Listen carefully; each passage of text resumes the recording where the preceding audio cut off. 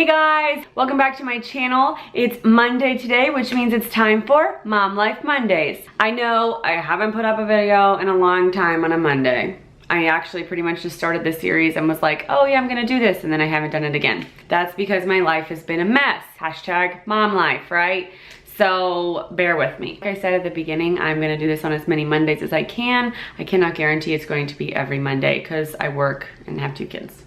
And my life's crazy. Anyway, today's video is going to be about breastfeeding. If this is your first time to my channel, hey, what's up, hello? Just a little bit of backstory. I do have a 5-year-old daughter and a 9-month-old daughter, and my 5-year-old I breastfed for 10 months, but 6 of those months I exclusively pumped, and then my 9-month-old I have breastfed for the entire time she's been alive, and it's been more of like a traditional breastfeeding journey. I haven't had to supplement with formula with her at all, so this one's been a little bit easier than the first one. So today's video is going to be a breastfeeding update as well as some breastfeeding hacks for moms who have been breastfeeding and maybe didn't think of these, or who have never breastfed, and here's a couple little hacks for you guys. My farmer stand is so bad.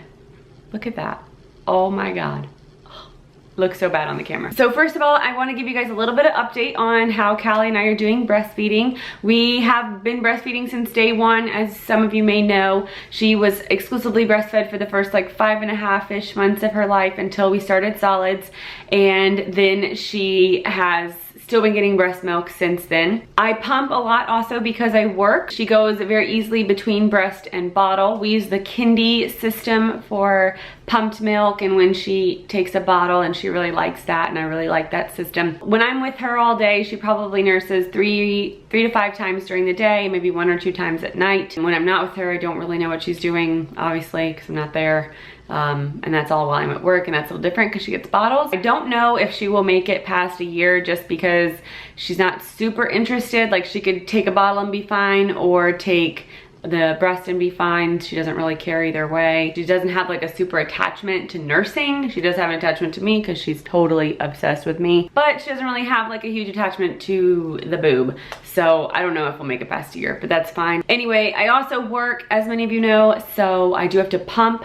I usually pump before and after work. When I pump, I'm currently just getting enough to get through the day. I'm not actually getting more. I used to get more. I'm a bartender, so in the summer we're a lot busier, and since it's gotten warmer outside, my shifts have gotten longer. So my supply has dropped a bit, but I'm still making enough to get by. And I do have frozen milk that's going to, you know, kind of help me get by until we get to age 1. I was making a lot extra and able to freeze it, so that's why I'm kind of fine with not really making all that much now. I do pump before and after work, and I don't actually pump at work at all. That's a personal choice. Obviously, legally, they would have to let me pump if I wanted to, but I don't actually care to. I work outside really far away from somewhere where I would pump, and it's just kind of annoying. I'm very busy at work, so I don't really want to stop in the middle of work and go pump.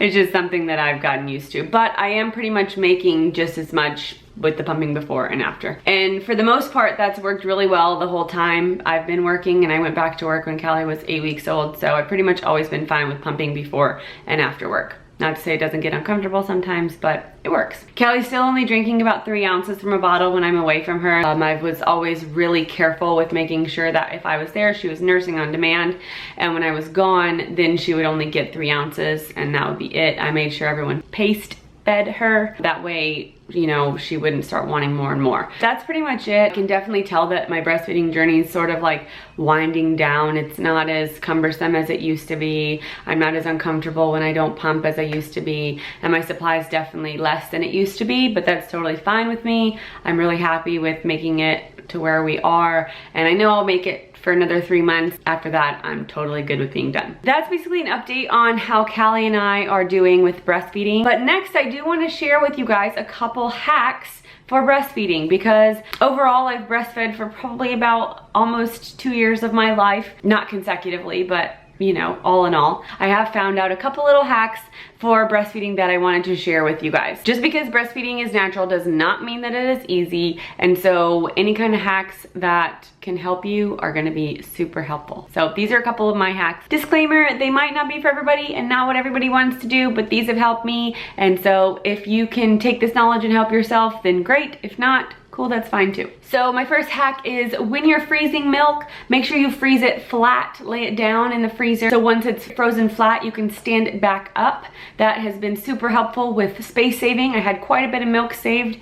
When Callie was first born, I was pumping quite a lot and able to store quite a lot. So I froze it all flat so we would have some space in the freezer still, and it worked out really well. Hack number 2, use the 2-shirt method if your baby doesn't like to use a cover. Callie doesn't really prefer to nurse with a cover in public, but obviously I don't want to like show my whole stomach and everything to everybody. So use the 2-shirt method. That means wear a tank top underneath and a shirt over the top. You can pull the tank top down and the shirt up just to expose your boob, get the baby latched on, and nobody will be able to tell what's even going on. The 2-shirt method was totally key for me at first to be able to breastfeed in public. At this point, everybody in the known world has probably seen my boob because Callie likes to like rip her head around and look around now, and you know, there's my nipple. So I don't really care, but it definitely helped me at first when I was feeling pretty uncomfortable. The next tip I found out in a pinch, always make sure you have multiple sets of everything. I actually had to spend like $50 at Target one day just to get the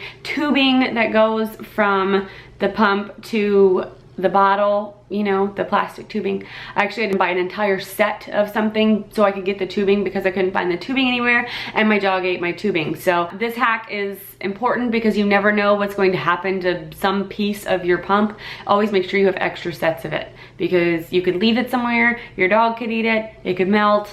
Who knows, bad things happen. My next tip has come from several months in my life of pumping and working and pumping and being at home and pumping and just pumping. This hack has saved me a lot of time and headache. My next hack is to not wash your pump parts every single time you pump. I know that sounds crazy, but breast milk keeps in the fridge really well, so you can actually finish pumping and put your bottles and the top part into the fridge, and it will stay good for your next pumping session. Say you are going 2 hours between pumping sessions or even 6 hours, you can keep your pump parts in the fridge in between pumping sessions for like a day and everything will be totally fine.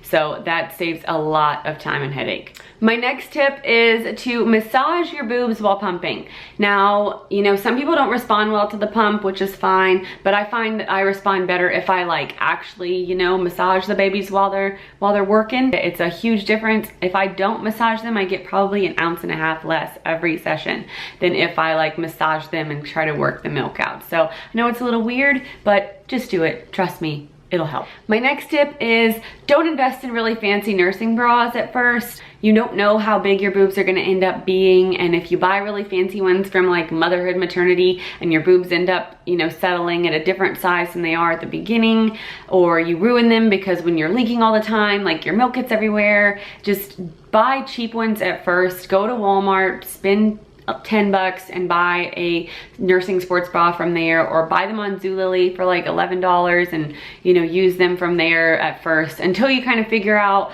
what's going on and what kind of bra you want. Just buy a cheap one. And my final little hack is if you're gonna be pumping and working, make sure you get a car charger for your pump.